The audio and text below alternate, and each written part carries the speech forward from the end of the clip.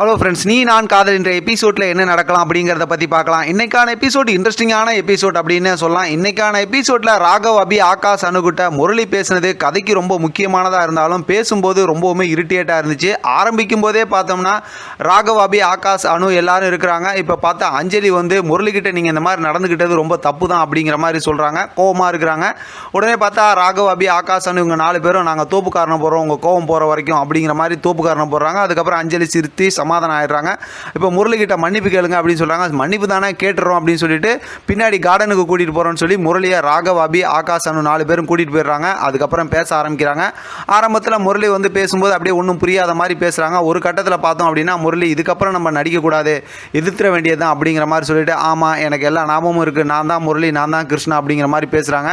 இப்போ எல்லாரும் ஆக்ரோஷமாக மாற்றி மாற்றி பேசுகிறாங்க. முரளியும் ரொம்ப கோவத்தில் பேசுகிறாங்க, ராகவ் கிட்ட ரொம்ப கோவமாக பேசுகிறாங்க. ஆனால் அஞ்சலி என் கூட இருக்க வரைக்கும் உங்களால் ஒன்றுமே பண்ண முடியாது அப்படின்னு சொல்லி சவால் விடுறாங்க. இப்போ ராகவ் உன்னோட உண்மை முகத்தை நாங்கள் கண்டுபிடிக்கிறோன்னு சொல்லி ராகவும் சவால் விடுறாரு. இப்போ முரளி ரொம்ப கோவமாக பேசிட்டு உங்கள் சவாலை நான் அக்செப்ட் பண்ணிக்கிறேன் அப்படிங்கிற மாதிரி அங்கேருந்து கிளம்பி போயிடுறாங்க. இவங்களால் ஒன்றுமே பண்ண முடியாமல் அப்படியே யோசனை நிற்கிறாங்க. அடுத்து கார்டனில் பார்த்தோம் அப்படின்னா 2 மென்டலுங்களும் பேசிக்கிறாங்க. முரளி வெயிட் பண்ணுறாங்க. இப்போ சுந்தரி வந்துடுறாங்க.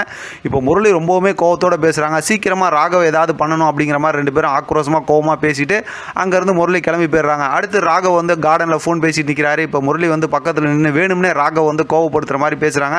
ஒரு கட்டத்தில் ராகவ் எமோஷனலாக கோவம் ஆயிடுறாரு. ஏற்கனவே ராகவுக்கு பயங்கரமாக கோவம் வரும். இந்த மாதிரி பேசுனதுனால கோவம் உன்னை எனக்கு பார்க்கவே பிடிக்கல அப்படிங்கிற மாதிரி சொல்லும்போது எப்படி பார்க்காம இருக்க முடியும், நம்ம ஒரே வீட்டில் தானே இருக்கிறோம் அப்படிங்கிற மாதிரி முரளி பேசுகிறாங்க. இப்போ சட்டையை பிடிச்சி 2 பேரும் அடிச்சிக்க ஆரம்பிக்கிறாங்க. அடிச்சுக்கிட்டு இருக்கும்போது பார்த்தோம்னா இந்த பக்கத்து அஞ்சலி குரல் கேட்குது. இப்போ அஞ்சலி குரல் கேட்டதுமே பார்த்தா 2 பேரும் அப்படியே சமாதானம் நின்றுறாங்க. என்ன 2 பேரும் இங்கே பண்ணுறீங்க, முகமே சரியில்லை அப்படின்னு கேட்கும்போது ராகவ் பண்ணதுக்கு என்கிட்ட மன்னிப்பு கேட்குறாரு அப்படிங்கிற மாதிரி முரளி சொல்கிறாங்க. அதை புரிஞ்சிக்காத அஞ்சலி அவங்க செஞ்சது தப்பு தானே, நல்லா நிறைய மன்னிப்பு கேட்கட்டும் அப்படிங்கிற மாதிரி சொல்கிறாங்க. ராகவால் ஒன்றுமே பேச முடியல. இப்போ அஞ்சலி ஃபோனை கொடுத்துட்டு அங்கேருந்து கிளம்பி போனதுக்கப்புறம் முரளி மறுபடியும் ராகவை கோவப்படுத்துகிற மாதிரி பாத்தியா என் பவரை, இதுக்கப்புறமே என்கிட்ட எதுவும் வச்சுக்காத அப்படிங்கிற மாதிரி ரொம்பவுமே திமிரா பேசிட்டு அங்கேருந்து போகிறாங்க. ராகவ் அப்படியே ஒன்றும் பண்ண முடியாமல் யோசனையோடு நிற்கிறாரு.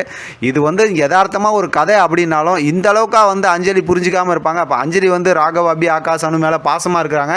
இப்போ இவங்கெல்லாம் சேர்ந்து உண்மையை சொன்னால் கூட நம்ப மாட்டாங்க அப்படின்னு ஒன்றும் புரியல. இருந்தாலும் சீரியல் அப்படிங்கும்போது நம்மளாம் இதெல்லாம் நம்பி தான் கதையை பார்த்தாகணும்.